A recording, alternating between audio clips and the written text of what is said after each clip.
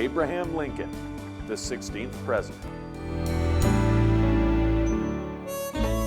Does everyone have their Lincoln ready? You can't forget your Lincoln. Abraham Lincoln was born on February 12, 1809 in a log cabin in rural Illinois. He was self-educated, but he managed to become a lawyer.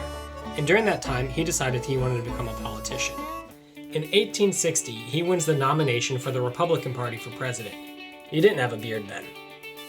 He was such an unlikely, unknown person to win the nomination that the newspapers even got his name wrong. They called him Abraham Lincoln. Even though he was unknown, he still manages to win. Let's take a look at this 1860 Electoral College map. It's not to scale, Kentucky's too large, and I forgot Tennessee, but that's okay. If you look, Lincoln in the blue by far has the most Electoral College votes. In fact, he wins the entire North, but he doesn't win a single state in the South, and that's going to be a big issue. Let's take a look at War Lincoln during the Civil War. If you have his war face, you may apply that now. In 1860, South Carolina secedes because they don't want a president whose opinions and purposes are hostile to slavery. In 1861, the Fort Sumter crisis happens. South Carolina believed that Fort Sumter was theirs, while the federal government said they would not give it up.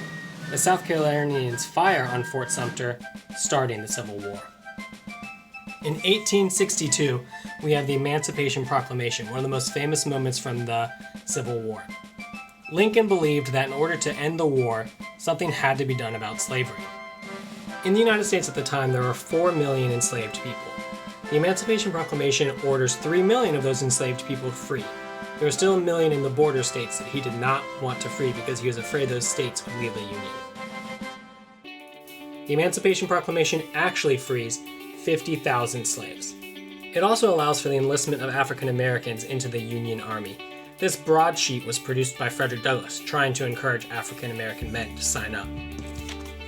Let's take a look at another important moment from Abraham Lincoln's presidency. We've got Speech Lincoln. His Gettysburg Address in 1863 is one of the most famous American documents. It starts off 77 years ago, a famous phrase that even gets borrowed by Martin Luther King in his famous I Have a Dream speech in the 1960s. He goes on to say that we're dedicated to the proposition that all men are created equal, a phrase borrowed from the Declaration of Independence. He finishes by saying, "Government of the people, by the people, and for the people shall not perish from the earth," explaining why democracy is so important. As we all know, unfortunately in 1865, Abraham Lincoln is assassinated by John Wilkes Booth, just a few days after the surrender of the South in the Civil War. And that's all the time that I've got for Abraham Lincoln. He was tall and good.